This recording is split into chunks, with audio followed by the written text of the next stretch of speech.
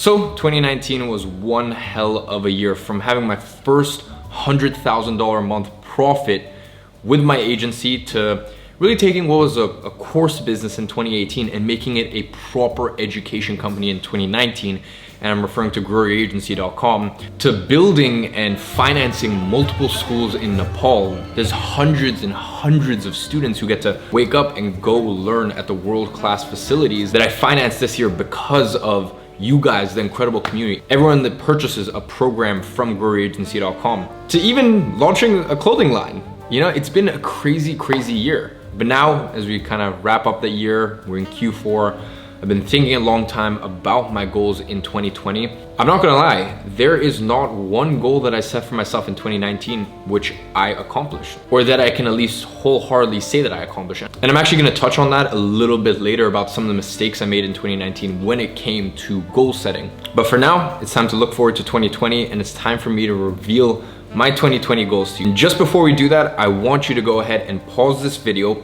Go ahead and smash that like button. It really, really does help the channel. I'm trying to grow the channel a ton, which we're gonna get onto as well in 2020. And I want you to go ahead and leave a comment down below. Let me know what are your 2020 goals, because I swear there is something about just putting it out there and making your goals known to the general public, to your friends, to your family. They're really just 100x's the likeliness of you achieving those goals. So go ahead, pause the video, do those two things, and I'll see you in a second. Now that you've done that, I want to discuss where I went wrong in 2019. Now, I actually made a video called My 2019 Goals Revealed, if you guys want to check that video out.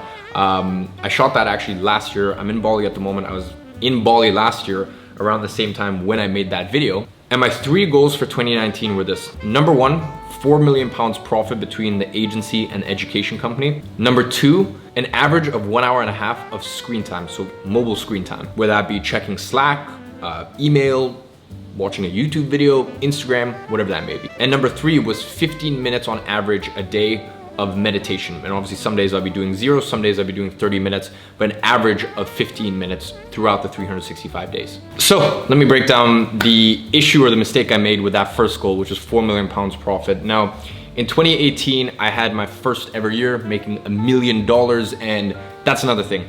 4 million pounds equates to roughly around 5 million, or I think 5.2, 5.3 million dollars. A lot of people in the past have asked me, why do you oscillate between talking in pounds and dollars? And like 78, if I do a breakdown, first of all, of my actual customers for Grow Your Agency, as well as my YouTube audience, 78% of my audience is based in the US. So that's why people are like, oh, why do you like live in London? And obviously you do all your accounting and everything in pounds, but you charge your programs in dollars, but then you charge your clients in pounds and you speak in dollars or pounds. It's because most of the time when I speak in dollars, it's because I'm literally just trying to like serve you guys, so you don't have to do like the mental currency conversion. So anyways, just for my own personal sake, I set it to 4 million pounds profit. In 2018, I hit $1 million profit for the first time, and that was incredible. 2018 was really one of those years where I was like, I can literally do anything, you know, at the end of that 2018 period.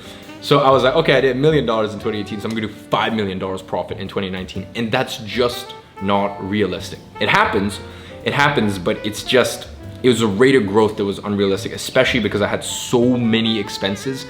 And you know, we still did multi-7 figures in 2019 revenue, but my expenses were 9, at the moment I haven't done my December P&L, because obviously it's still third week of December, but it'll come over to just over £1 million.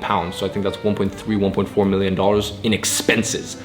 Granted, in that is, you know, the amount that I gave away to charity, building all the schools in Nepal, etc., my team, and that's expenses for the agency and the education company, and then also the clothing line in terms of buying stock. But nonetheless, there's a lot of expenses, and a lot more expenses than I had in 2018.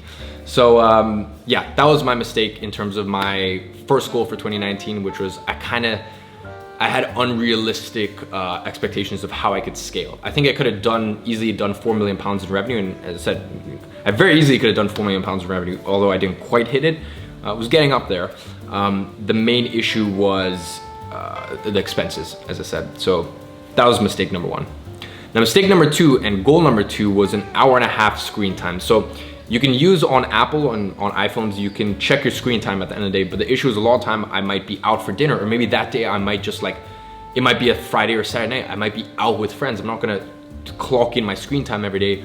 And you know, it was just way too hard to check in my screen time. Now, the first 3, 4, 5, 6 months of the year, I was pretty good with it. And I think February was my all-time low screen time. I got it down to 42, or no, it was March. I got it down to 42 minutes screen time in March of 2019, which I was super, super happy with. You know, to be having an agency and an education company and only spend 42 minutes a day on your phone between Uber, Slack, email, Instagram, etc., I was very, very proud of. But that was just something where it was just too hard to quantify because every single day I would have to punch in that data. And that was really what I'd say was the biggest mistake about that. Now, getting into my third mistake, which was the 15 minutes of average meditation. It was kind of the same thing with the screen time where like over a week, I could obviously see how much I was meditating and stuff like that. But there were periods in 2019, for example, November or mid-October to mid-November, where I'm literally, in that time, I launched Agency Incubator, had the Grow Your Agency party, which literally would put a Gatsby party to shame. It was so much time and effort went into that party,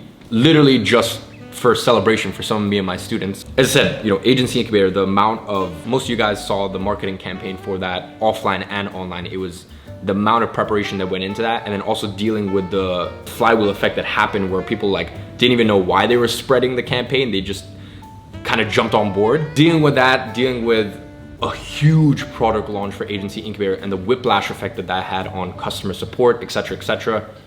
And then from there, the clothing line, launching the clothing line, all the final preparations for that in terms of assets, having the gallery for the clothing line, and then going to Nepal for 2 weeks to visit our school. Basically from mid-October all the way until this point, I've been so out of routine in terms of my meditation, my morning routine, nighttime routine, etc., that I've been so over the place, I've even forgotten to meditate, which has been shocking for me.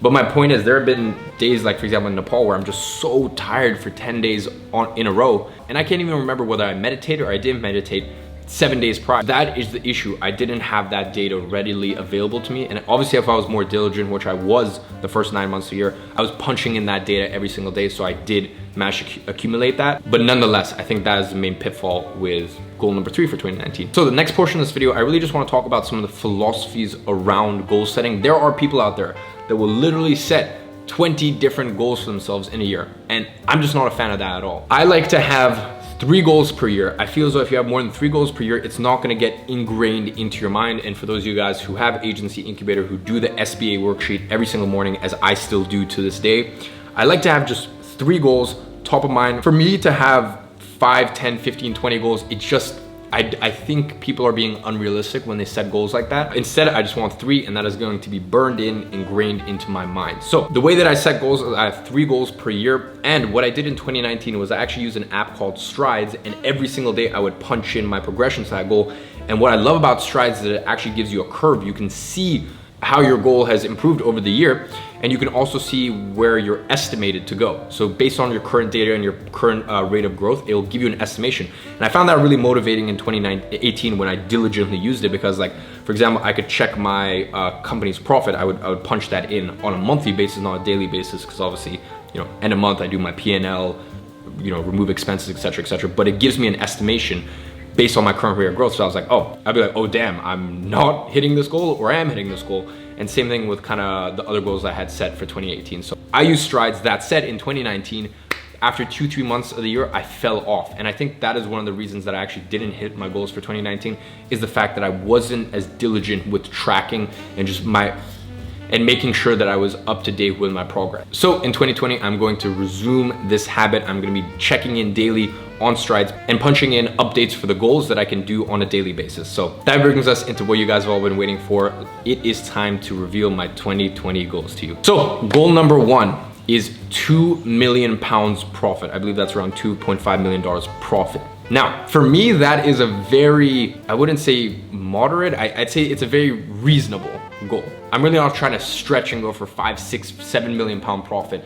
The reason I'm doing 2 million pound profit is because I know just from the get-go there are a lot of expenses and a lot of things that I'm investing in next year that I won't get an ROI for a long time. I know there's 3 new hires that I need to make within the first quarter of next year. And these aren't just some random people from, and I mean no disrespect in saying this, you know, a country like Philippines, in India, where obviously you can get talent for a lot cheaper. These are people who are gonna be based in England and based in London. And even just 3 of their salaries combined adds an extra 150 to $250,000 a year in expenses. So there's expenses like that, there's expenses, and once again, in that £2 million profit, obviously all the money that I donate to charity, and I'm continuing to go from strength to strength and build even more schools than I already did in Nepal next year. And we're also looking at building schools in Colombia. And there's some other stuff that, if you guys kind of know my backstory, is near and dear to my heart, like domestic abuse, that those are issues and problems that I want to tackle in 2020 as well. So my point is, £2 million profit is a number I am confident I'm gonna hit. And if you had told me last year that that would be my goal for 2020, I would have been like, why is it so low? But as I said, that's because I have to take into consideration all of the money that we're donating to charity and all of our philanthropic projects, the new hires as well as the existing hires, as well as just some other stuff that I'm investing in that, as I said, I know I won't reap the rewards of for another 2 to 4 years. So that wraps up goal number 1, £2 million profit between the agency, between the education company, as well as the clothing line. Now, goal number 2 is 300,000 YouTube subscribers. In 2019, I pretty much didn't grow on YouTube at all. And a lot of you guys are subscribers here because of that 17-year-old high school dropout video. Now, I pretty much used that video to grow the entirety of 2018. I think I ended up spending around £150,000 using that as a pre-roll ad to get subscribers in 2018. And at one point, I think in November of 2018, I was spending around £500 a day on that ad, getting around 500 to 650 new subscribers every single day. And those are relevant subscribers in primarily US, UK, Canada, Australia, New Zealand. For some reason, I stopped using that campaign in 2019 as we start to scale ad spend for the education company earlier this year. I'm like, there's no clear ROI on this pre-roll campaign. So that's why I turned it off. And I regret turning it off because now it just doesn't perform as well as it used to, and it's not even worth running anymore. So in 2020, my focus is this YouTube channel again, because the issue is I'm so used to just paying and knowing what sort of KPIs and what sort of growth I'm gonna get based on different levels of daily spend, whether that be my education company or for all of our agency clients. I'm not someone who likes to do SEO and think about different thumbnails and titles and plan and structure video. Like, even this video is my attempt to start editing better, to start respecting your time in terms of like cuts and actually doing proper A cut. Usually what happens is, and you can look at most of my videos, is I will literally, sometimes I'll even be with a videographer and they'll be like, so do you want me to record this? I'm just like, just roll the camera. They're like, what are you gonna talk about? I'm like, I don't really know. Like, I would literally just roll the camera and start talking about what is on my mind, what problems I'm facing in my business, in my health, relationships, etc. There's a lot of golden nuggets that come from that, but it's not great for YouTube growth.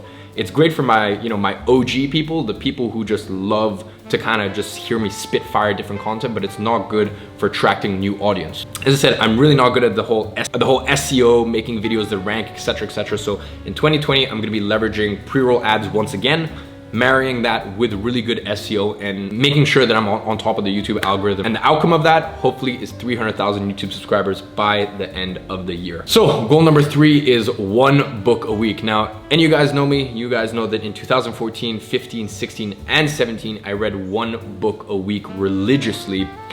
By the time 2018 rolled around, I read a decent amount of books. This year, I read, I think in total, maybe 12 books. Keep in mind, I did reread probably another 10 books on top of that. But my point is, reading is a habit that is so near and dear to my heart, and meditation, reading, and exercise is just, and waking up on time are such important things to me. Waking up at 6:30, which is the time I wake up and go to the gym, is just no problem for me anymore, so I don't need to set that as a goal. Meditating is something that I did fall in and out of in 2019 because I had so much going on. But one thing that I learned with meditation in 2019, as I said it as one of my goals, is I don't think, in terms of attribution, it wasn't as easy to attribute as something like reading a book a week, which is very easy to do. So that is my 3rd goal, reading a book a week, because also it'll mean that I'll have to be disciplined and set aside 30, 45 minutes a day just to read. When I might have tons of other stuff I can do in the business, tons of other stuff I can do socially, I will have to maintain that discipline. So that is that. And the other reason I'm doing it is because I know how much all the students in Agency Incubator, if you're an Agency Incubator, you know that whenever I read a book, I make cliff notes from it, where it's basically a book review. It's my best snippets from the book. It's what I took away from the book. People love that, and me reading a book a week in 2020 will make sure that there are an additional 50 plus book notes that you can print out. And as I said, if you're in the program, you know that I have, throughout my entire house in London, I have printouts of different books I've read, and I skim read them as I'm, drinking a coffee, or maybe I'm waiting for my Uber. The Uber's 3-4 minutes away. Instead of looking at my phone, I read my printouts of my book cliff notes. I've had tons of you guys in the program send me photos of you guys doing the same thing around the house. Now, the last thing that I want to touch on in this video is, while I have set 3 goals for myself, I do not obsess over them, okay? The way that I look at goals is kind of just, it's somewhat of a rudder to kind of point me in the right direction, and just to keep me systems and processes orientated. Because a lot of time you can just kind of lose yourself in a bunch of stuff. So my 3-20-20 goals is really just a reminder of, okay, this is what is important, and this is sort of a barometer of how well you're doing. But before I go to bed, I'm not visualizing me achieving my 3 goals. Instead, my focus always is to be systems and processes orientated. So if I look at, like, let's say I'm trying to hit 300,000 YouTube subscribers, and based on the information that I get from Strides, because I can punch in my daily growth, how far I am to hitting that goal, obviously by just doing my daily amount of subscribers. If I'm not on track to hit that goal, then I'm thinking in terms of systems and process. I'm thinking, what systems can I set up for YouTube? What processes can I set up for YouTube? How can I improve my SEO? How can I, and this is something I'm doing later in 2020, that's one of the full-time hires, is I'm getting a full-time videographer and editor, because I love editing videos and I'm trying a new editing style now. I'm switching over from Premiere Pro to Final Cut Pro, but as someone who's a multi-7-figure business owner should not be editing their own videos. So even just setting up systems and processes like that. Same thing with, if I'm meant to be reading a book a week and I'm only reading 2 books a month, then I'm not trying to visualize like, okay, I will read a book a week, I will read a book a week. Instead, I'm thinking about, what systems can I set? At the end of the day, what system can I set for myself? To give you an example, I could get one of those timed power charger things. Basically what it does, you can get on Amazon, is you plug in your router to this thing, and you can set it so it turns off the power at a certain time. So let's say, for example, if I'm not on track to hit my goal of reading a book a week, I can set it so that between 5 and 6 p.m. in my house, there is no Wi-Fi connection, because the router automatically turns off. The power cuts it off for between 5 and 6 p.m. That is a system that you can set up in your life so that you hit the goals. Because as I said, hitting your goals is only a byproduct of the habits, systems, and processes you have in your life. And if you want to read a really good book on this, there's a book called Atomic Habits that was actually recommended to me by a few of my really high-level business owner friends. And I'm not talking like my level kind of money, multi-7 figures. I'm talking like multi-9 figure level in some very interesting industries. And these are some of my close confidants. And over the past 6 months, I actually had quite a few of them recommend this book, Atomic Habits, to me. And I was like, there is no way I'm reading another book on habits. I'm good. I've been there, done that. I probably read 15, 20, 30 books on habit formation, but I read Atomic Habits, and I will admit it was a really, really good book. So definitely check that out if you want to find out more about the concept of just being process and system orientated, which has always been my outlook on business and life. But ladies and gentlemen, I hope you enjoyed this video. As I mentioned previously, go ahead, smash that like button. As I said, I'm taking YouTube a hell of a lot more serious in 2020. And lastly, leave a comment. Let me know what your 2020 goals are. I'll be responding to every single comment. Hope you enjoyed this video, and I'll see you guys in the next one.